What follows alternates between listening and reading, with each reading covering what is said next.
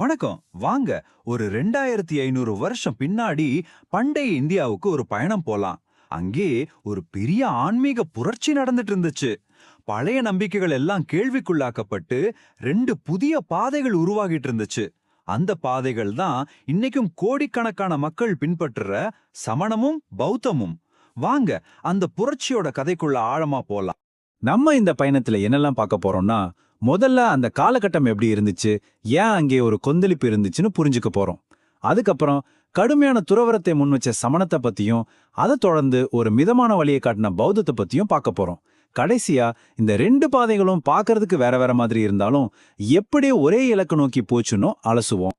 சரி, வாங்க நம்ம முதல் பகுதிக்குள்ள போலாம். நாம பேசுற இந்த காலகட்டம் மகா ஜனபதங்கள்னு சொல்லப்படுது. அதாவது சின்ன சின்ன ராஜ்யங்கள் எல்லாம் ஒன்னு சேர்ந்து பெரிய பேரரசுகளா உருவாகிக்கிட்டு இருந்த ஒரு நேரம். இந்த மாற்றங்கள் எல்லாம் சமூகத்திலையும் மக்களோட மனசுலயும் ஒரு பெரிய அலஜடியை ஏற்படுத்திக்கிட்டு இருந்துச்சு. அப்போ இந்த கேள்வியோட ஆரம்பிக்கலாம். ஒரு ஆன்மீக புரட்சி அது எப்படி, ஏன் உருவாகுது?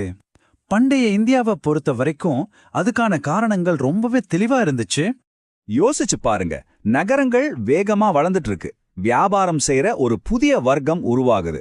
ஆனா பழைய வேதகால சடங்குகள் நிறைய பேருக்கு அர்த்தமில்லாததா தோணுது.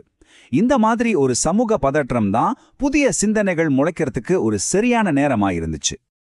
இந்த மாதிரி ஒரு குழப்பமான சூழல்ல தான் ஒரு புதுவிதமான சிந்தனையாளர் கூட்டம் உருவாகுது. அவங்க அரண்மனையையும் சொந்த வீட்டையும் விட்டுட்டு உண்மையை தேடி அலைய ஆரம்பிச்சாங்க. பரிபாஜகர்கள், சமணர்கள்னு அழைக்கப்பட்ட இவங்க விடுதலைங்கிறது சும்மா சடங்குகள்ல இல்ல, அது ஒவ்வொருத்தரோட தனிப்பட்ட தேடல்ல தான் இருக்குன்னு ஆழமா நம்புனாங்க. இந்த மாற்றத்துக்கான முதல் பெரிய பதிலா வந்தது தான் சமணம். அதோட மைய நாயகர் மகாவீரர். அவரை பத்தி தான் இப்ப பார்க்க போறோம். யோசிச்சு பாருங்க, ஒரு மதத்தோட ஸ்தாபகருக்கு முன்னாடியே 23 பேர் இருந்திருக்காங்கன்னு சொன்னா அந்த மதம் எவ்வளவு பழமையானதா இருக்கும். சமண பாரம்பரியத்தின்படி இப்படி ஒரு நீண்ட நெடிய போதகர்கள் பரம்பரை இருந்திருக்கு. இவங்கள தான் தீர்த்தங்கரர்கள்னு சொல்றாங்க. அதாவது இந்த வாழ்க்கைங்கிற பெரிய கடலை கடக்க உதவுற வழிகாட்டிகள்னு அர்த்தம். இந்த பாரம்பரியம் சமணத்தோட வேர்களை கிமு 9ஆம் நூற்றாண்டு வரைக்கும் கொண்டு போகுது. இந்த சமயத்துல தான் சமணம் தோணுச்சுன்னு அதோட புராணங்கள் சொல்லுது. சரி, நாம இப்போ புராணங்கள்ல இருந்து உறுதியான வரலாற்று பக்கங்களுக்கு தாவோம். வாங்க, சமண மதத்தோட உண்மையான வரலாற்று நாயகரான வர்த்தமான மகாவீரரை பத்தி தெரிஞ்சுக்குவோம். இதுக்கு முன்னாடி இருந்த 23 பேரோட வரலாறு சந்தேகத்துல இருந்தாலும் மகாவீரர் அப்படி இல்ல. அவர் நிஜமாவே வாழ்ந்த ஒரு வரலாற்று மனிதர். அவர் எப்போ எங்க வாழ்ந்தார், அவர் கூட யார் யார் இருந்தாங்கன்னு நமக்கு தெளிவான பதிவுகள் இருக்கு. மகாவீரர் பிறந்தது ஒரு ராஜ குடும்பத்துல. எல்லா வசதிகளோட ஒரு இளவரசனா வாழ்ந்தார். ஆனா இந்த சொகுசான வாழ்க்கையோட உண்மையான அர்த்தம் என்ன அவர் கேட்ட கேள்விக்கு பதிலாம இல்ல. சொல்லப்போனா இந்த ஆடம்பரத்துக்கும் அவர் தேடின ஆன்மீக உண்மைக்கும் இருந்த இடைவெளிதான் அவரை துறவரத்தை நோக்கி தள்ளுச்சுன்னு கூட சொல்லலாம். அவருடைய அந்தஸ்து, அதிகாரம் எல்லாத்தையும் மீறி மகாவீரர் ஒரு ஆழமான பதில தேடி ஒரு கடினமான பயணத்தை ஆரம்பிக்கிறார். சரியா தன்னோட 30வது வயசுல மனைவி, மகள், அரண்மனைன்னு எல்லாத்தையும் விட்டுட்டு ஒரு துறவியா கிளம்புறார். அடுத்த 12 வருஷம் அடங்கப்பா, சாப்பாடு, தூக்கம், உடைன்னு எல்லாத்தையும் சுருக்கிக்கிட்டு கடுமையான தவம். இது உடம்ப வருத்திக்கிறது மட்டும் இல்ல, மனசையும் ஆசைகளையும் ஜெயிக்கிற ஒரு பயங்கரமான பயிற்சி. இந்த 12 வருஷ தேடலோட இறுதியில தான் அவருக்கு ஞானம் கிடைக்குது. இந்த ஞான நிலைக்கு பேரு தான் கைவல்யம். இது சும்மா ஏதோ தெரிஞ்சுக்கிறது இல்ல, இது ஒரு முழுமையான விடுதலை. சந்தோஷம், துக்கம், கோபம், ஆசைன்னு எல்லா உணர்ச்சிகளையும் தாண்டி எதுனாலையும் பாதிக்கப்படாத ஒரு தூய்மையான நிலைய அடையிறது. ஒரு சின்ன ஓடையோட சத்தத்தால பாதிக்கப்படாத ஆழ்கடல் மாதிரி. இந்த நிலையில தான் இந்த பிரபஞ்சத்தோட முழு உண்மையும் அவருக்கு புரிஞ்சதா சொல்லப்படுது. அவர் வெளியில இருக்கிற எதிரிகளை ஜெயிக்கல, அவருக்குள்ள இருந்த ஆசை, கோபம், அறியாமைங்கிற எதிரிகளை ஜெயிச்சார். அதனாலதான் அவருக்கு ஜினர்னு பேரு. அதாவது ஜெயிச்சவர். அவரை பின்பற்றினவங்க ஜைனர்கள் ஆனாங்க. அதாவது ஜெயிச்சவரை பின்பற்றுபவர்கள். சரி, ஞானம் கிடைச்சிருச்சு. அதுக்கப்புறம் என்ன?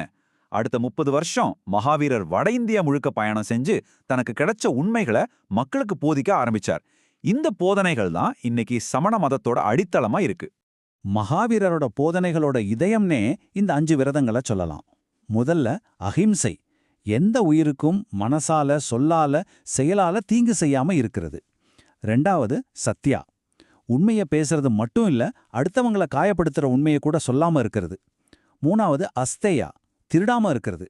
4வது அபரிக்கிரகம், தேவைக்கு அதிகமா பொருட்களை சேர்க்காம பற்றில்லாம வாழ்றது. கடைசியா பிரம்மச்சரியம். இததான் மகாவீரர் புதுசா சேர்த்தார். புலனடக்கத்தோடு வாழ்றது ஒரு துறவிக்கு ரொம்ப முக்கியம்னு அவர் நினைச்சார். மகாவீரர் தனக்கு முன்னாடி இருந்த பார்ஸ்வநாதரோட போதனைகளை ஏத்துக்கிட்டாலும் அதை இன்னும் கடுமையாக்கினார். ஒரு சூப்பரான உதாரணம் பாருங்க. பார்ஸ்வநாதர் துறவிகள் உடம்ப மறைக்க துணி உடுத்தலாம்னு சொன்னார். ஆனா மகாவீரர் பற்றின்மையோட உச்சகட்டமா துணியை கூட தூக்கி எறிஞ்சிரணும்னு சொன்னார். பார்க்க சின்ன விஷயமா தெரிஞ்சாலும் இந்த ஒரு வேறுபாடு தான் பல 100 வருஷங்களுக்கு அப்புறம் சமணம் 2ஆ உடையறதுக்கு ஒரு முக்கிய காரணமா இருந்துச்சு. இதை மனசுல வச்சுக்கோங்க. சமண மதப்படி விடுதலை அடையிறதுக்கு பெரிய பெரிய யாகங்களோ சடங்குகளோ தேவையில்லை. இந்த 3 ரத்தினங்களை கடைப்பிடிச்சா போதும். நன்னம்பிக்கை, நல்லறிவு, நற்செயல். நன்னம்பிக்கைனா தீர்த்தங்கரர்களோட போதனைகளை நம்புறது. நல்லறிவுனா இந்த உலகம், ஆன்மா இத பத்தி சரியா புரிஞ்சுக்கிறது. நற்செயல்னா அந்த 5 விரதங்களை வாழ்க்கையில கடைப்பிடிக்கிறது. இது 3ம் ஒன்னோட ஒன்னு சேர்ந்தது. சமணத்தோட அசைக்க முடியாத கொள்கை அகிம்சை. இது அவங்களோட சமூக வாழ்க்கையில பெரிய தாக்கத்தை ஏற்படுத்திச்சு. போர்ல உயிர்கள் சாகுங்கிறதால ராணுவத்துல சேரல. விவசாயம் செய்யும்போது நிலத்தை உழுதா புழு பூச்சி சாகுங்கிறதால அதையும் செய்யல. இதோட விளைவு என்ன தெரியுமா? சமண சமூகத்துல இருந்த பெரும்பாலானவங்க வியாபாரத்திலையும் வர்த்தகத்திலையும் ஈடுபட்டாங்க. சரி, மகாவீரர் சொன்ன இந்த புது மதம் எப்படி இந்தியா முழுக்க பரவுச்சு, அப்புறம் எப்படி இதுக்குள்ளே ஒரு பெரிய பிளவு வந்துச்சு, வாங்க பாப்போம். மகாவீரர் இறந்து சுமார் 200 வருஷத்துக்கு அப்புறம் சமணத்தோட மையமா இருந்த மகத நாட்டுல, அதாவது இப்போதைய பீகார்ல ஒரு பயங்கரமான பஞ்சம் வருது. அதுவும் 1-2 வருஷம் இல்ல, 12 வருஷம் நீடிச்ச பஞ்சம். இது சமண வரலாற்றையே மாத்தி போட்ட ஒரு முக்கியமான சம்பவம். பஞ்சத்தோட கொடுமை தாங்க முடியாம துறவிகள்ல ஒரு குரூப் பத்ரபாகுவோட தலைமையில தென்னிந்தியாவுக்கு, கர்நாடகாவுக்கு போறாங்க. இன்னொரு குரூப் ஸ்தூலபாகு தலைமையில மகதத்திலேயே தங்கிடுறாங்க. 12 வருஷம் கழிச்சு பஞ்சமெல்லாம் முடிஞ்சு தெற்குக்கு போனவங்க திரும்பி வராங்க. ஆனா இங்க வந்து பார்த்தா இங்க இருந்தவங்களுக்கும் அவங்களுக்கும் பழக்க வழக்கத்துல பெரிய வித்தியாசங்கள், ஒரு பெரிய இடைவெளி உருவாகி இருந்தது. தெற்க இருந்து வந்தவங்க, இங்க மகதத்துல இருந்தவங்க வெள்ளத் துணி உடுத்த ஆரம்பிச்சதையும் சில கடுமையான விதிகளை தளர்த்திக்கிட்டதையும் பார்த்தாங்க. இது மகாவீரரோட போதனைகளுக்கு எதிரானதுன்னு அவங்க நினைச்சாங்க. இந்த கொள்கை வேறுபாடுதான் சமணத்தோட 2 பெரிய பிரிவுகளுக்கு காரணம். தெற்கே போயிட்டு திரும்பி வந்த அந்த கடுமையான விதிகளை பின்பற்றினவங்க திகம்பரர்கள், அதாவது வானமே ஆடைன்னு அழைக்கப்பட்டாங்க. மகதத்திலேயே தங்கி வெள்ளை ஆடை பழக்கத்தை ஏத்துக்கிட்டவங்க ஸ்வேதாம்பரர்கள், அதாவது வெள்ளை ஆடைன்னு அழைக்கப்பட்டாங்க. பௌத்த மதத்துக்கு அசோகர் மாதிரி பெரிய ராஜாக்களோட ஆதரவு கிடைச்சுது. ஆனா சமணத்துக்கு அந்த மாதிரி ஆதரவு பெருசா கிடைக்கல. ஆனாலும் இந்திய கலாச்சாரத்திலயும் சரி, இலக்கியத்திலயும் சரி, சமணம் செஞ்ச பங்களிப்பு ரொம்ப ஆழமானது, இன்னிக்கும் நிலைச்சு நிக்குது. சமணம் பிறப்பால வர்ற ஜாதி முறையை எதிர்த்துச்சு. ஒருத்தரோட செயல்கள் தான் அவரோட தகுதியை தீர்மானிக்கும்னு சொல்லுச்சு. இதை விட முக்கியமான விஷயம் என்னன்னா, படிச்சவங்க மட்டும் பேசின சமஸ்கிருதத்தை விட்டுட்டு சாதாரண மக்கள் பேசின பிராகிருத மொழியில அவங்களோட மத நூல்களை எழுதினாங்க. இதனால மராத்தி, கன்னடம் மாதிரி பல பிராந்திய மொழிகள் வளர அவங்க ஒரு முக்கிய காரணமா இருந்தாங்க. இது சமணத்தோட ஒரு மிகப்பெரிய கலாச்சார பங்களிப்பு. இப்போ அந்த காலகட்டத்தோட 2வது பெரிய பதிலுக்கு வருவோம். சித்தார்த்த கௌதமர் எப்படி புத்தரா மாறினாருங்கிற அந்த பயணத்தை பார்க்கலாம். எல்லா பெரிய கதைகளுக்கும் ஒரு தொடக்க புள்ளி இருக்கும் இல்லையா? இங்கேயும் அப்படிதான். இது ஒரு தனி மனுஷனோட கதை. ஆனா அவர் சாதாரண ஆள் இல்ல. அரண்மனை சுகபோகத்துல வாழ்ந்த ஒரு இளவரசர். ஒரே ஒரு நாள், ஒரே ஒரு காட்சி அவரோட வாழ்க்கையே தலைகீழா புரட்டி போட்டுடுச்சு. இந்த டைம்லைனை சும்மா தேதிகளா பார்க்காதீங்க. இது ஒரு வாழ்க்கையோட முழு பரிணாமம். பாருங்க, கிமு 567ல லும்பினில ஒரு ராஜகுமாரனா பிறக்கிறாரு. 29 வயசு வரைக்கும் அரண்மனையை விட்டு வெளியே வராத அவருக்கு முதலா ஒரு வயசானவரையும், ஒரு நோயாளியையும், ஒரு இறந்த உடலையும் பார்க்கறப்போ மனசு அப்படியே உடஞ்சு போகுது. இதுதான் வாழ்க்கையா? இதுக்கு ஒரு தீர்வு இல்லையா? இந்த ஒரு கேள்விதான் அவர் எல்லாத்தையும் திறந்து அடுத்த 7 வருஷம் காடு மேடெல்லாம் அலைய வைக்குது. கடைசியா அவரோட 35 வயசுல புத்தகையாவுல அந்த ஞானம் கிடைக்குது. அரசு மரத்துக்கு கீழே கிடைச்ச அந்த ஞானம் இளவரசர் சித்தார்த்தரை புத்தரா மாத்துது. புத்தர்னா விழித்தெழுந்தவர்னு அர்த்தம். ஆனா முக்கியமான விஷயம் என்னன்னா, சரி நமக்கு ஞானம் கிடைச்சிடுச்சுன்னு அவர் சும்மா இருந்துடல. தனக்கு கிடைச்ச அந்த உண்மைய அடுத்த 40 வருஷம் மக்கள் கிட்ட கொண்டு போய் சேர்க்கணும்னு ஒரு பெரிய பயணத்தை ஆரம்பிக்கிறார். அதோட முதல் படிதான் சாரநாத்துல அவர் கொடுத்த முதல் சொற்பொழிவு. அப்படி என்னதான் அவர் கண்டுபிடிச்சாரு? ஏதோ மந்திரமா இல்ல தந்திரமா? இல்லவே இல்ல. மனுஷ வாழ்க்கையோட அடிப்படை பிரச்சனைக்கு ஒரு ரொம்பவே பிராக்டிக்கலான தீர்வு. அவரோட போதனைகளோட உச்சகட்டம் தான் நிர்வாணம். ஆனா நிர்வாணம்னா நிறைய பேரு அது சொர்க்கம் மாதிரி ஒரு இடம்னு நினைச்சுக்கிறாங்க. அது அப்படி இல்ல. அது ஒரு மனநிலை. நம்ம மனசுல பத்தி எரியிற ஆசைங்கிற நெருப்பு அணைஞ்சதுக்கு அப்புறம் கிடைக்கிற ஒரு பேரமைதி. இந்த பிறப்பு இறப்புங்கிற சைக்கிள்ல இருந்து கிடைக்கிற ஒரு விடுதலைன்னு சொல்லலாம். கேக்குறதுக்கு நல்லதான் இருக்கு. ஆனா ஆசையை அடக்கிறது எப்படி? இதுதானே $1,000,000 கேள்வி. இதுக்கு தான் புத்தர் ரொம்ப தெளிவா ஒரு 8 படி வழிகாட்டுதல கொடுத்தார். அதுதான் இந்த புகழ்பெற்ற எண் வகை வழி. இத ஒரு ஸ்ட்ரிக்டான ரூல்ஸ் லிஸ்டா பார்க்காதீங்க. இது ஒரு பேலன்ஸ்ட் லைஃப் ஸ்டைலுக்கான ஒரு கைடு. அதாவது ரொம்ப ஆடம்பரமாவும் வாழ வேணாம், உடம்ப வருத்திக்கிட்டு ரொம்ப கடுமையா துறவுறமும் வேணாம். இது ரெண்டுக்கும் நடுவுல ஒரு மத்தியம பாதைய, ஒரு மிடில் பாத்தை காட்டுது. சரியான பார்வை, சரியான எண்ணம், சரியான பேச்சுன்னு இதுல இருக்கிற ஒவ்வொன்றுமே நம்மளோட டெய்லி லைஃபை சரி பண்றதுக்கு தான். கூடவே இந்த 5 சிம்பிளான நடத்தை விதிகளையும் சொன்னார். வன்முறை வேணாம், திருடாதீங்க, போதைப்பொருள் வேண்டாம், பொய் சொல்லாதீங்க, தவறான பாலியல் உறவுகள்ல ஈடுபடாதீங்க. இவ்வளவுதான். இதுதான் ஒரு பௌத்தரோட அடிப்படை அறம். சரி, ஒரு தனி மனுஷன் சொன்ன இந்த தத்துவங்கள்லாம் எப்படி இந்தியா முழுக்க பரவி ஒரு பெரிய மக்கள் இயக்கமா மாறுச்சு? அப்படி என்னதான் நடந்துச்சு? இதோட வெற்றிக்கு காரணம் என்ன? இதுக்கு மிக முக்கியமான காரணம் அன்னைக்கு இருந்த சமூக சூழல் தான். யோசிச்சு பாருங்க. ஒரு பக்கம் பிறப்பால மனுஷங்களை பிரிக்கிற கடுமையான சட்டதிட்டங்கள் கொண்ட பிராமணியம், இன்னொரு பக்கம் பௌத்தம். நீங்க யார வேணா இருங்க, எந்த சாதிய வேணா இருங்க, ஆணா இருங்க, பெண்ணா இருங்க, வாங்கன்னு எல்லாருக்கும் கதவை திறந்து விடுது. இந்த சமத்துவ கொள்கை குறிப்பா ஒடுக்கப்பட்ட மக்களுக்கு ஒரு பெரிய நம்பிக்கையா, ஒரு விடியலா தெரிஞ்சதுல ஆச்சரியமே இல்ல. கொள்கை மட்டும் இருந்தா போதுமா? போதாது. இன்னும் சில விஷயங்களும் இதோட வெற்றிக்கு உதவிச்சு. ஒன்னு, புத்தர் சமஸ்கிருதம் மாதிரி பண்டிதர்கள் பேசுற மொழியில பேசல, பாலி அதாவது சாதாரண மக்கள் பேசுற மொழியில தான் பேசினாரு. 2வது, புத்தரோட அந்த அமைதியான கருணையான பர்சனாலிட்டி அதுவே பலரை கவர்ந்து இழுத்துச்சு. 3வது, சங்கம்னு சொல்லப்படுற துறவிகள் அமைப்பு ரொம்ப ஒழுங்கமைக்கப்பட்டு வேலை செஞ்சது. எல்லாத்துக்கும் மேல பேரரசர் அசோகர் மாதிரி பெரிய பெரிய ராஜாக்களோட ஆதரவு கிடைச்சது பாருங்க. அது பௌத்தத்தை நாடு முழுக்க கொண்டு போய் சேர்த்துடுச்சு. சரி, இப்படி ஒரு அசுர வளர்ச்சி அடைஞ்ச பௌத்தம் 12ஆம் நூற்றாண்டு வாக்குல அது பிறந்த இந்தியாவிலே இல்லாம போயிடுச்சு. நம்ப முடியுதா? இவ்ளோ பெரிய வீழ்ச்சிக்கு என்னதான் காரணம்? வாங்க பார்க்கலாம். பிரச்சனை வெளியில இருந்து மட்டும் வரல, உள்ளுக்குள்ள இருந்தே ஆரம்பிச்சது.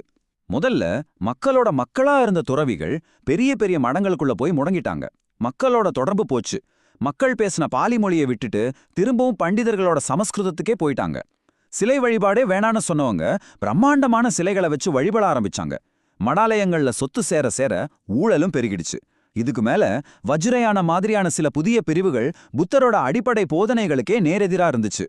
இப்படி உள்ளுக்குள்ளேயே மதம் பலவீனமாகி போயிருந்த நேரத்துல தான் வெளியில இருந்தும் தாக்குதல்கள் வந்துச்சு.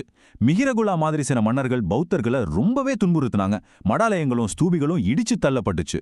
அதே சமயத்துல இந்து மதத்தோட புத்துணர்ச்சியும் பௌத்தத்துக்கு ஒரு பெரிய போட்டியா நின்னுச்சு. கடைசியா துருக்கிய படையெடுப்பாளர்கள் வந்தப்போ அவங்க கண்ணுக்கு செல்வம் குளிச்ச பௌத்த மடங்கள் தான் தெரிஞ்சது. அதையும் குறிவச்சு தாக்கி அழிச்சப்போ பௌத்தத்தோட சகாப்தம் இந்தியாவுல ஒரு முடிவுக்கு வந்துருச்சு. பௌத்தம் ஒரு பெரிய மதமா இந்தியாவுல இருந்து மறைஞ்சிருக்கலாம். ஆனா அதோட தாக்கம் அது இன்னைக்கும் இந்தியாவோட காத்துல, கலாச்சாரத்துல கலந்துதான் இருக்கு. நாம இன்னைக்கு பெருமையா பேசுற அஹிம்சைங்கிற கொள்கையோட ஆணி வேரே பௌத்தம் தான். விலங்குகளை பலியிடுறத அது எதிர்த்ததால நாட்டோட கால்நடை செல்வம் அதிகரிச்சதுன்னு சொல்றாங்க. அது மட்டும் இல்ல, அதுவரைக்கும் ஆன்மீகத்திலிருந்து ஒதுக்கி வைக்கப்பட்டிருந்த பெண்களுக்கும் தாழ்த்தப்பட்ட மக்களுக்கும் அது கதவுகளை திறந்தது. மூட நம்பிக்கையை தூக்கி எறிஞ்சிட்டு தர்க்க ரீதியா யோசிக்கணும்னு சொல்லி கொடுத்துச்சு. நாலந்தா, தக்ஷசீலம் மாதிரி உலகமே வியந்து பார்த்த பல்கலைக்கழகங்களை உருவாக்குச்சு. கலை, கட்டிடக்கலை பத்தி சொல்லவே வேணாம். அதோட பங்களிப்பு ரொம்ப பெருசு. இந்தியாவுல ஒரு மனுஷ உருவத்தை சிலையா வச்சு வணங்கினது புத்தரை தான் முதல்லன்னு சொல்றாங்க.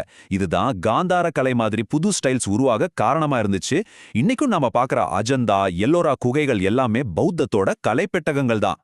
ஆக இங்க ரொம்ப முக்கியமான விஷயம் என்னன்னா, பௌத்தம் அது பிறந்த மண்ணுல வீழ்ச்சியை சந்திச்சாலும் அதுக்கு முன்னாடியே பேரரசர் அசோகர் அனுப்புன தூதர்கள் மூலமா அது ஒரு உலக மதமா வேற வேற நாடுகள்ல வேரூன்றிடுச்சு. அதனாலதான் இன்னைக்கும் உலகம் பூரா கோடிக்கணக்கான மக்கள் அதை பின்பற்றுறாங்க. சரி, இப்போ நம்மளோட கடைசி பகுதிக்கு வந்தாச்சு. இந்த 2 பெரிய தத்துவங்களையும் கொஞ்சம் ஒப்பிட்டு பார்க்கலாம்.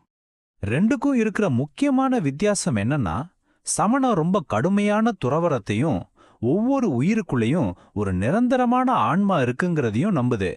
ஆனா பௌத்தம் அப்படி இல்ல. அது ரொம்ப கடுமையான தவமும் வேணா, அளவுக்கு மீறின இன்பமும் வேணான்னு சொல்ற நடுநிலை வழியையும் நிரந்தரமான ஆன்மான்னு ஒன்னு இல்லங்கிறதையும் போதிக்குது. ஆனா இவ்ளோ வேறுபாடுகள் இருந்தாலும் 2க்கும் மத்தியில ஒரு ரொம்ப முக்கியமான ஒற்றுமை இருந்துச்சு.